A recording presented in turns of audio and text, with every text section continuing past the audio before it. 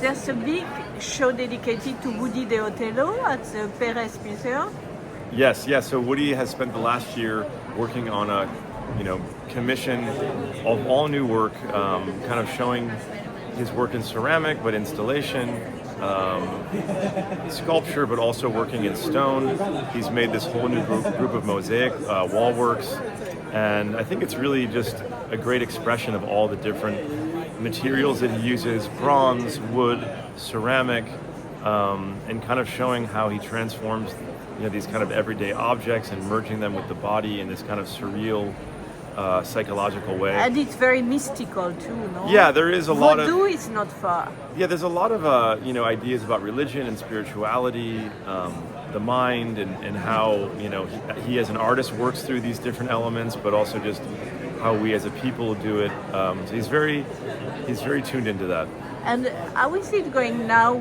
He's not completely young, but he's still very young. Yeah, he's in his mid-30s.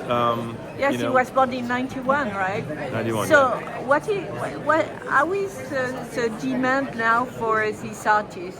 I mean, yeah, Woody is, an exceptional artist who I think really has a very unique language. And from the very beginning, there's just been a lot of excitement around his work.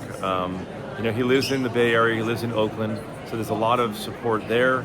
And, he's had a lot of institutional shows. He had a great presentation at the Whitney Biennial.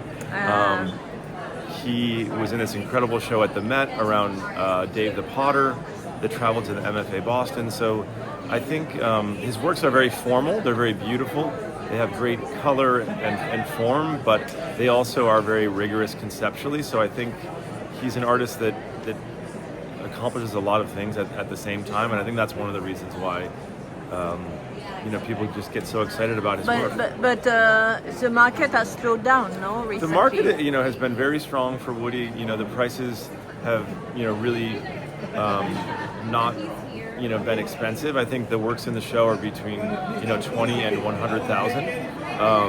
And so I think, the prices have remained reasonable, and we try to just focus on, great collections and great museums collecting the work. So you still have a lot of demand? Yes. But how is it going now for a gallery like yours? I mean, I think, we're lucky. We have great artists. I think with all of the news and all the reports around the market, I think the thing that, for galleries, it's the only thing, the most important thing is just to show incredible artists. And I think if you do that, then you're going to be fine. But it's not enough. Sometimes the market goes down, no? Even at some point, Jean-Michel Basquiat, for example, went down. Yeah. I mean, can you imagine thinking you were, selling your Basquiat painting for $100,000 because you were, didn't know where it was going to go? But I think that's at the beginning of the 90s, it was like that. So I think that's why the market is not fair. Well, the market is one thing, but I think if you know what great art is, and if you just stick with that, that's what's going to. But you are also presenting artists who are like Milton Avery. Yes. Who are quite expensive, right? Yeah, I mean, we're very proud. This is our first show in New York with Milton Avery, The Figure, from the 20s through the 60s. And the show has been great. We've sold a number of paintings, and, I think the market has been slow because there hasn't really been an American gallery for decades handling the Avery estate. And I think this show, which is an incredible exhibition, and, us showing his work at all of the fairs and being a place where people know they can see Milton Avery, it's already changing the market. So you are shifting in a way, not only showing young artists, right? I think, from the beginning of the gallery, we always mixed historical work with young artists, Gertrude Abercrombie.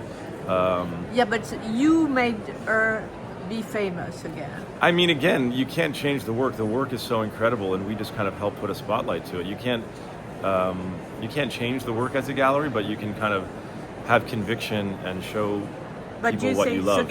Some gallery who shut down had conviction and good artists too? So I'm not sure. I think I think everyone's kind of just focused on their own gallery, their own artists, and I love all the artists that we have. I feel like we're very lucky to work with some of the incredible artists. But what is your answer to the market? I think it's hard work, and I think if you just show great artists, that you're gonna be fine. And great artists for good price? Yeah, sure. I think you have to be competitive. You have to But for Woody Deote, for example, did you increase the prices? We have not. We have not. Since when? Probably in a few years, they've remained steady.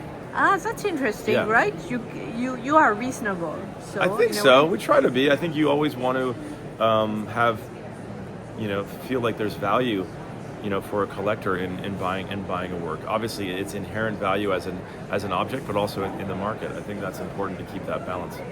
Merci, monsieur.